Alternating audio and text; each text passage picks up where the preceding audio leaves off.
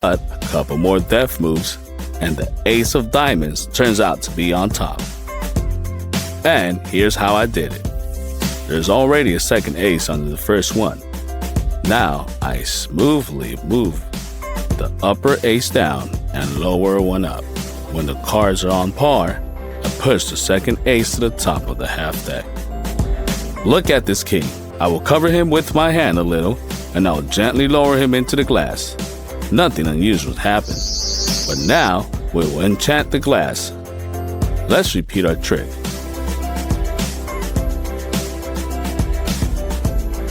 The king gradually falls into the glass. But there's another card in the glass. Although the top part is still from the king. How is this possible? Well, just fasten 2 cards with double-sided tape.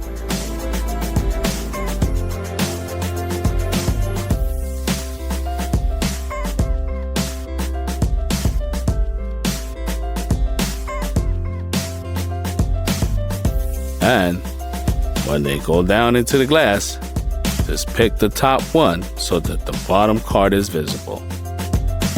That's the whole secret. Let's take a map and start quickly flipping through the pages, throwing it at random places. We opened the book and incredibly, the 9 landed on the 9th chapter. The trick of the trick is that the 9 originally lay on the 9th page, and we just quietly threw out the second card. When you quickly flip through the pages, the map itself will jump out, as if it had just got there.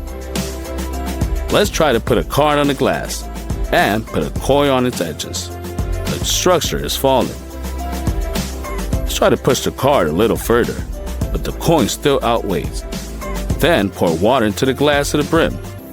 Let's put a card and a coin as well. Now, the surface tension will now allow the card to turn over. Let's take an ordinary card and put it on.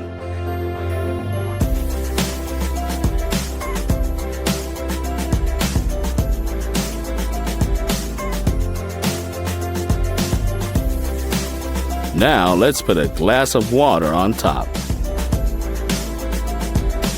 It withstands its weight and stands still. As you can see, there are no threads or supports, just a regular map. But the secret is that the card is not quite ordinary. It is double and it's retractable. Half serves as an additional fulcrum.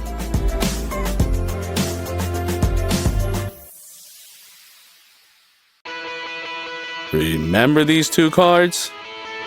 I'll put them in random places in the deck. Let's do a little magic and transfer the deck to the other hand. But these 2 cards remain in the same hand. They're the ones, aren't they? The secret of the trick is that there are 2 of these cards in the deck. When we remove the first copies, the cards remain at the top and bottom of the deck. A deft movement of the fingers during the roll, and these cards remain in my hands. That's all.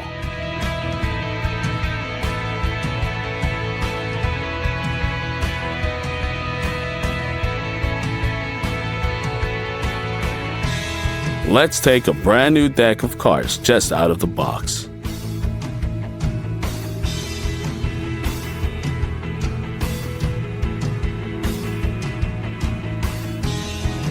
Take the 10 of hearts and put in the center of the deck.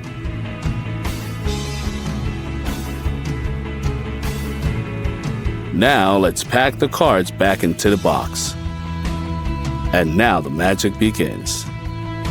Now I'm going to pull the 10 out of the box with the power of my mind. Just look. And here it is. Clever, isn't it?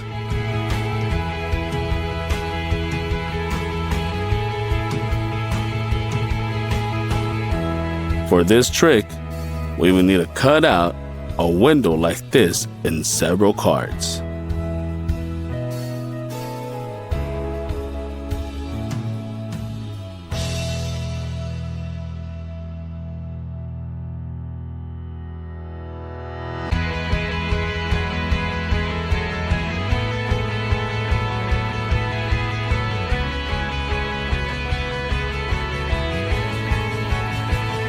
We'll put a few, one after the other.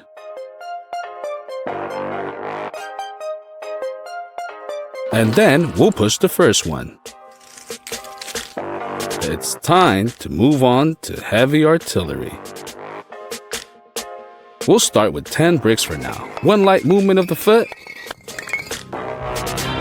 Bricks are falling like dominoes. Let's repeat it.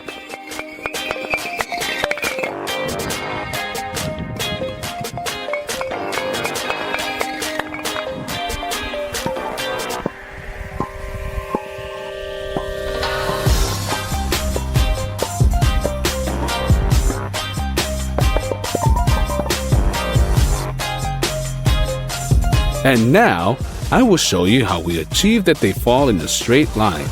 The bricks need to be properly stacked up on top of each other. The key row is played by the point of contact of the bricks, which should not be more than 1 centimeter. Now, we will expose the bricks, remove the support, and repeat our trick.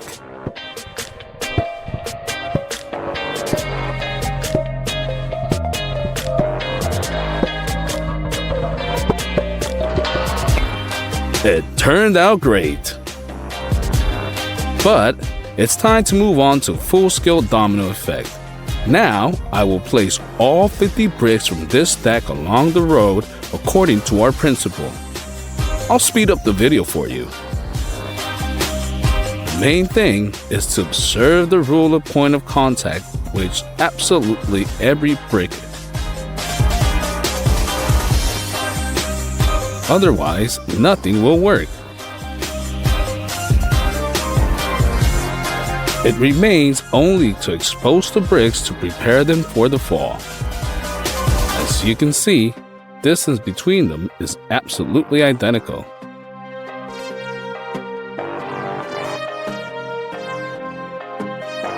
We remove the supporting brick and we are ready for action.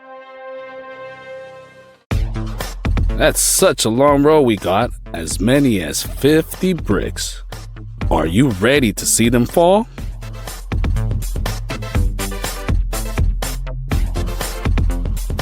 Let's go.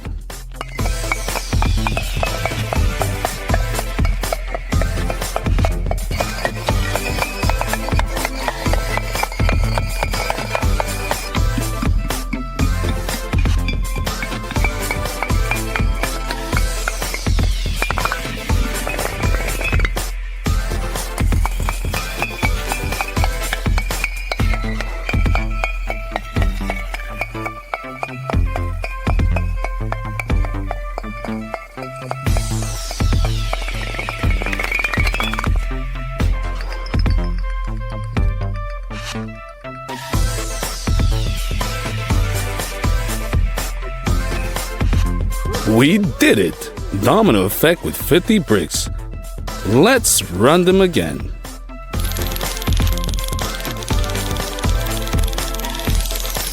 Gotcha! And now, seriously? It turns out that bricks are no worse than dominoes.